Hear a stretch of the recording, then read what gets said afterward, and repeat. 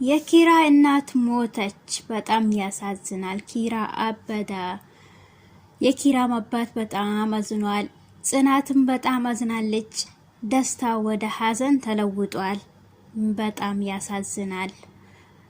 እና የኪራ እናት ሞታለች። እንግዲህ ያው ለቅሶ በለቅሶ ሆኗሉ። ደስታቸው ደግሞ ቤሏቸው ደግሞ የተዘጋጀ ሁሉ ወደ ሀዘን ተለውጧል። በጣም ያሳዝናል ማለት ነው። አሰላሙ አለይኩም ወራህመቱላሂ ወበረካቱ። ውድና የተከበራችሁ ቤተሰቦቼ ሰላም ሰላም ብያለሁኝ። ሰላማችሁ አይለየኝ። ሰላም ፍቅር ከናንተ ጋር ይሁን እያልኩኝ የኪራ እናት በጣም እንግዲህ አዝኛለሁኝ። በጣም ነው ያዘንኩኝ። ሞታለች። እንግዲህ ደስታቸው ሁሉ ያኛው እንግዲህ ፍልቅልቅ የሚሉት ሁሉ በጉጉት የሚጠበቀው ሁሉ ደስታ ሁሉ ወደ ሀዘን ተቀይሯል እና በጣም ያሳዝናል። የሰው ልጅ ሲባል እንደዚህ ነው። አንዳንዴ ደስታን ወደ ሀዘንን ደግሞ ወደ ሀዘን ይለወጣል ማለት ነው። ይሄ ሁሉ የአላህ ሱብሃነሁ ወተዓላ ትምህርትም ቢሆን እንደዛ ነው ማለት ነው። አስተማሪም ነገር ሆኖ ድራማውም ቢሆን ልክ እንደዛው የሰው ልጅ እንደዚህ ነው የሚለዋወጠው ማለት ነው። ሆኖም ግን ያ ሁሉም ይደሰቱት የነበረው በጉጉት በስንት መከራና ወጣ ወረት ተወርዶ ግን ሆኖም ግን አልተሳካም። ወደ ለቅሶ ሆኗል ዞሯል ማለት ነው። ኪራ በጣም አዝኗል። በጣም ከልክ በላይ አንድም ያነገሩት ነገር በጣም ሆዱ ቢሶታል።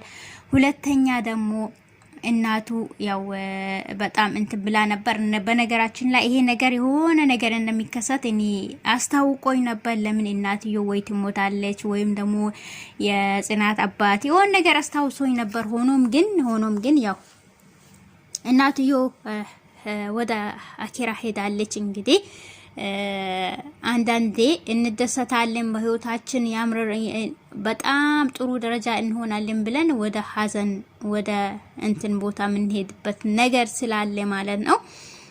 እነሱም በደስታቸው ቀን እንግዲህ በጣም አዝኗል። እነምሩም በጣም ያው መጀመሪያ እንደ ሰራተኛ ነበር ያመጣቻት።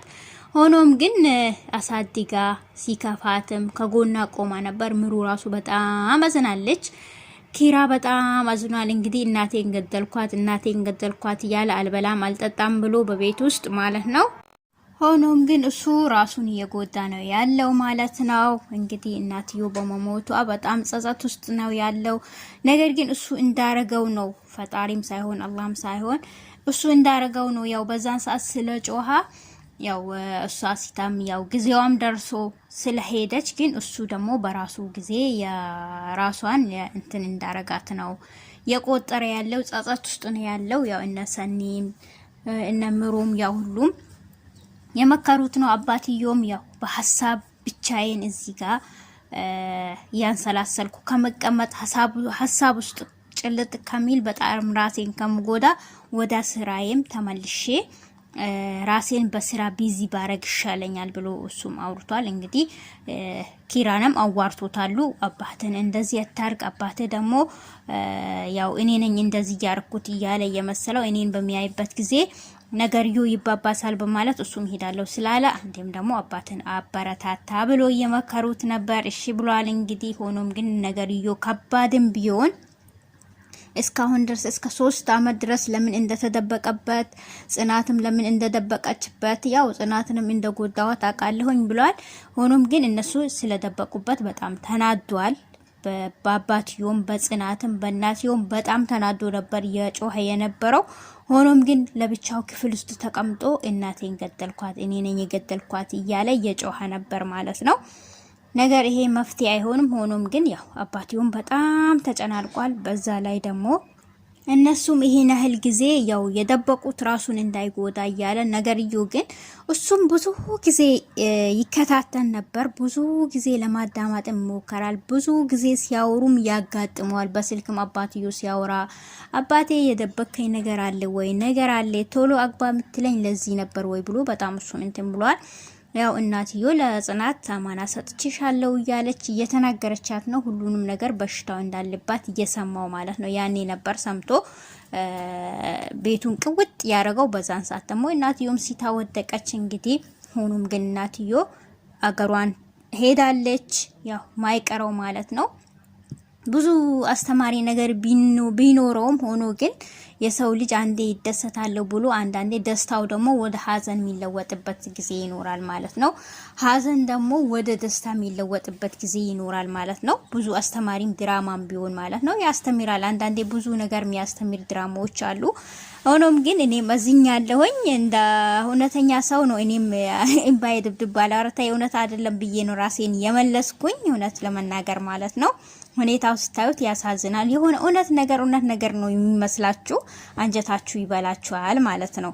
ሆኖም ግን እንግዲህ ይሄ ሰርጋቸው ወደ ሀዘን ተለውጧል። ምንም ማድረግ አይቻልም።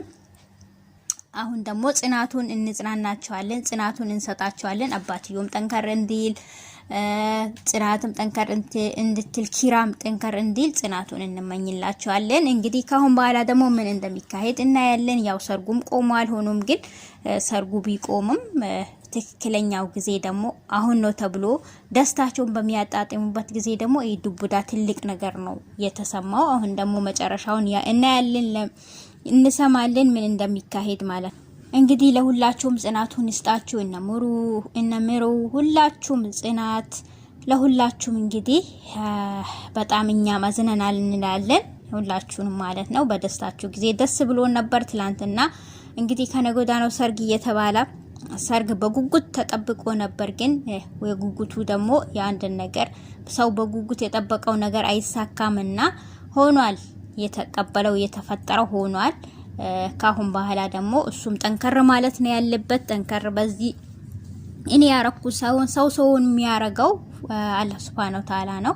ስለዚህ ይሄ የሷ የተጻፈበት ጊዜ ሆነ እንጂ እሱ በራሱ ያረገው እንደሆነ ነው በአሁን ጊዜ የተጸጸተ ያለው ማለት ነው። እሱ አይደለም ያረገው። ሆኖም ግን በዛን ሰዓት እኔ ጸጥ ቢል ነው ያለው። እሷ ደግሞ እንደዚህ የሚቾክልበት ነገር አንድ ቀን በራስ እጅ ታያለ፣ በራስ አይነት ታያዋለ ብላ ያው አሁን እሱም ስለጮሃ ያው እሱ ያረገው ነገር ነው የመሰለው። ክፍሉ ላይ ገብቶ አልጋ ላይ አልቀራ ምን አልቀራ። እንግዲህ በጣም የተጸጸታ በጣም እያለቀሰ በጣም እንትን እያለ ነበር ማለት ነው። ያው ሁሉም እሱን ለማጽናናት እንግዲህ እና ያው ስራውም አሁን የሱም የአባትዮም የስራ ባልደረቦቹ ይመጣሉ ብሏል። ቤቱንም እንትን አድርጊ የሚገቡም አንዳንድ ነገር በጽናትንም ያሏን ነበር። ሆኖም ግን አባትየው እውነት ነው አንድ ቀን ለልጅህ የምትንከባከበው መራት መጣ ይሰጠናል ብላ ዱአ አደርጋ ነበር። ሰጥቷቸዋል። ጽናት ደግሞ ጥሩ ተንከባካቢ፣ አሳቢ፣ ጎበዝ ቆንጆ ልጅ ነች ማለት ነው። ሆኖም ግን እንግዲህ ሰርጉ እንደዚህ ቢሆንም መጨረሻው ደግሞ ምን እንደሚሆን እናያለን ብለን እናስባለን። ቤተሰብ እንግዲህ ሁላችሁንም አመሰግናለሁ። ቤተሰብ በቀንነት ደግሞ ላይክ እና ሼር ያረጋችሁ አበረታቱኝ ማለት ነው።